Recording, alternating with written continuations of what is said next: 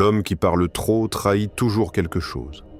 Son doute, son besoin, sa peur du silence.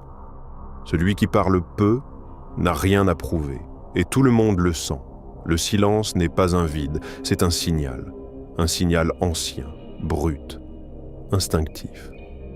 Dans un groupe, la parole n'est jamais neutre. Elle révèle ta position, elle expose ton rapport au pouvoir. Celui qui parle sans arrêt cherche à exister dans les yeux des autres. Il détaille, il insiste, il reformule encore. Il veut verrouiller la perception, mais plus il parle, plus il se dévoile. Son besoin d'être compris devient visible.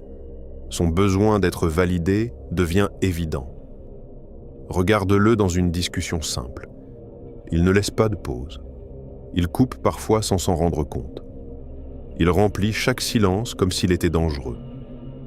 Comme si le vide pouvait le trahir. Comme si le calme allait révéler quelque chose. Parce que c'est le cas.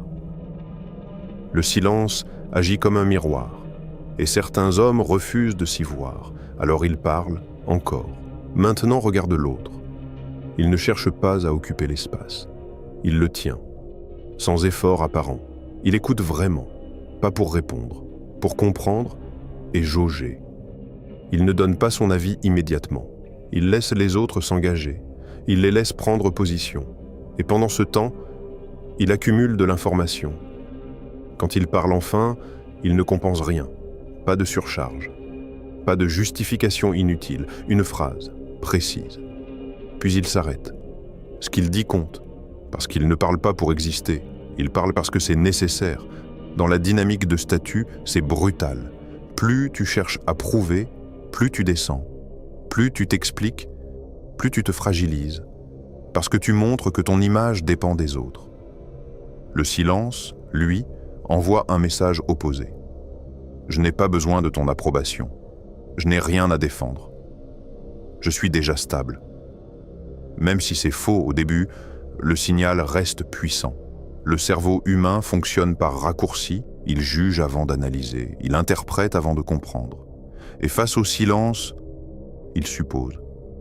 Il suppose de la maîtrise, il suppose de la confiance, il suppose du contrôle. Le bavard donne tout, le silencieux laisse deviner, et ce flou crée du poids. Parce que ce qui n'est pas dit prend de la valeur.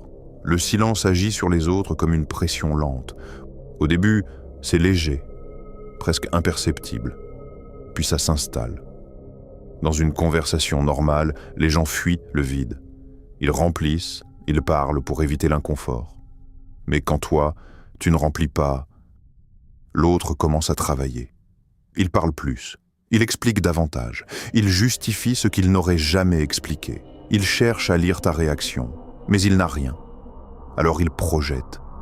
Il imagine ce que tu penses. Il interprète ton silence. Il se crée un scénario. Et dans ce scénario, tu prends de la hauteur, sans effort, sans mots, juste par absence de bruit. Regarde une réunion. Plusieurs hommes parlent en même temps. Chacun veut imposer son idée. Chacun défend sa position. Et puis il y en a un, calme. Il ne coupe personne. Il ne cherche pas à exister dans le chaos. Il observe les dynamiques.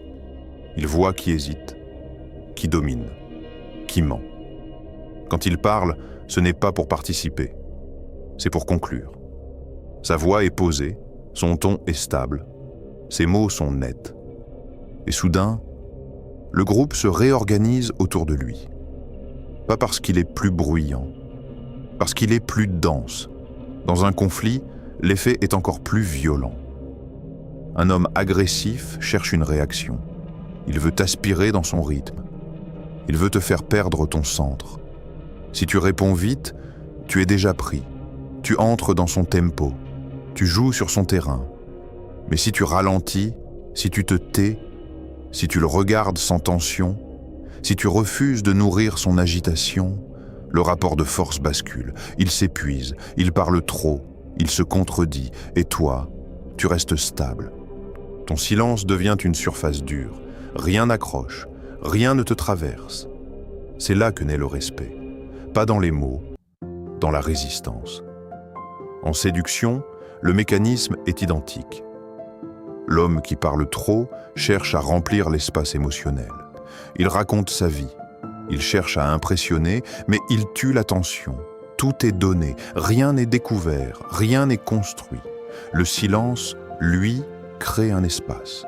Un espace où l'autre doit avancer, un espace où l'autre doit imaginer, un espace où l'autre s'implique.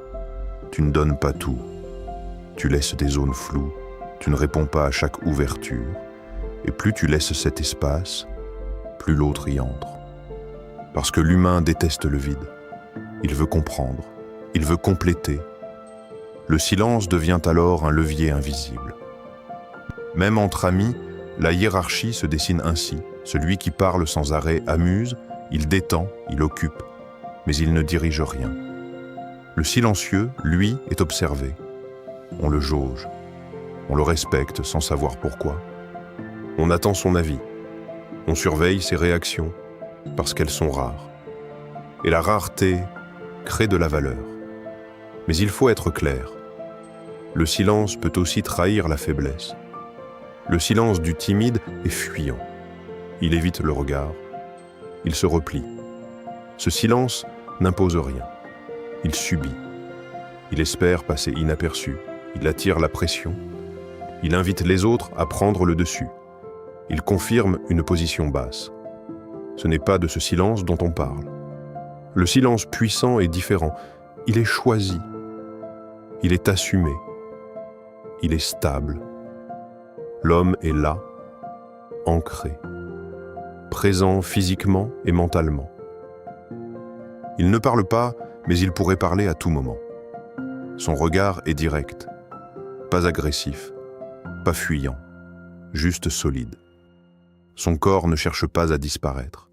Il ne se referme pas, il ne s'agite pas inutilement. Il respire lentement. Il occupe l'espace sans le voler. Il tient sa place.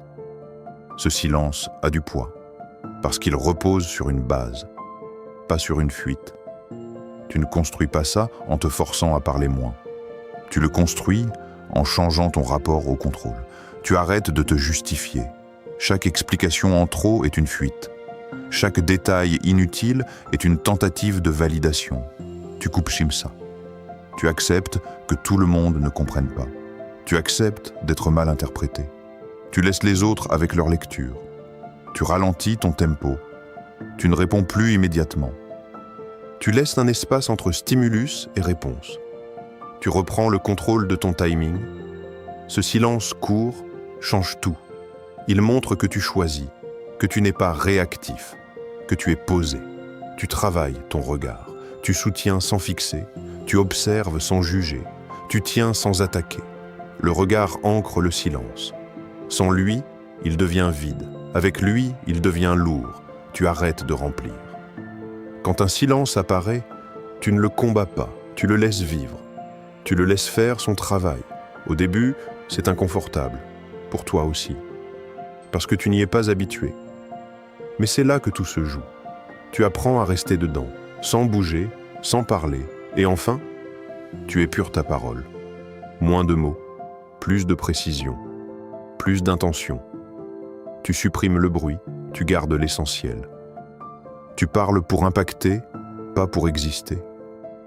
Un homme qui maîtrise son silence maîtrise son image, pas par manipulation, par cohérence. Il n'essaie pas d'être respecté. Il agit comme quelqu'un qui l'est déjà.